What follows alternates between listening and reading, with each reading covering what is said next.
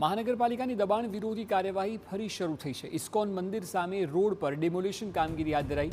રવિવારે વહેલી સવારે જામનગર પાલિકાની ટીમે કાર્યવાહી કરી।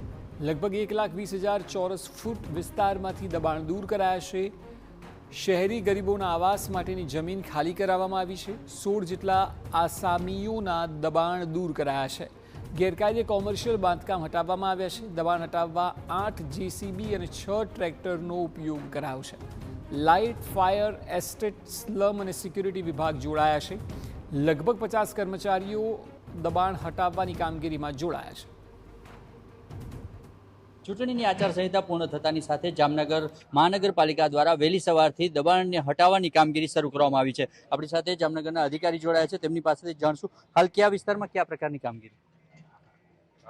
હાલે હાપા વિસ્તારમાં ઇસ્કોન મંદિર પાસે રેવન્યુ સર્વે નંબર 382 પૈકીની જગ્યામાં હાલે આ કામગીરી ચાલુ છે, જેમાં શહેરી ગરીબો માટેની આવાસના જે પ્લોટની ફાળવણી કરવામાં આવેલી છે જામનગર મહાનગરપાલિકાને, તેમાં દબાણ થયેલું હતું।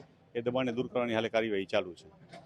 કુલ કેટલી મશીનરીનો ઉપયોગ કરવામાં આવ્યો છે અને આ કયા પ્રકારના દબાણોને કેટલા આસામીઓ દ્વારા કરવામાં આવ્યા? 16 જેટલા દબાણો છે અને મશીનરી જોઈએ તો 8 જેસીબી, 6 જેટલા ટ્રેક્ટર્સ છે, ફાયરની ગાડી છે, પીજીવીસીએલ, લાઇટ શાખા વગેરે તમામને મેળવી અને લગભગ 50 જેટલા સ્ટાફ સાથે આ કામગીરી હાલે ચાલુ છે। કુલ કેટલી જગ્યામાં અને અંદાજિત આ જગ્યાની કિંમત કેટલી હશે? આ 1,20,000 ચોરસ ફૂટ જેટલી જગ્યા છે। જો 3,000 થી 4,000 રૂપિયા કિંમત ગણીએ તો 35 થી 40 કરોડ રૂપિયા જેવી કિંમત થવા પામે। જામનગરમાં અંદાજે લગભગ 1 લાખથી પણ વધારે ચોરસ ફૂટ જગ્યામાં હાલ દબાણ હટાવવાની કામગીરી શરૂ કરવામાં આવી છે અને 16 જેટલા આસામીઓ છે તેની સામે કાર્યવાહી શરૂ કરવામાં આવી છે। અનિલ ગોયલ સાથે દિવેશ વાડા, TV9 જામનગર।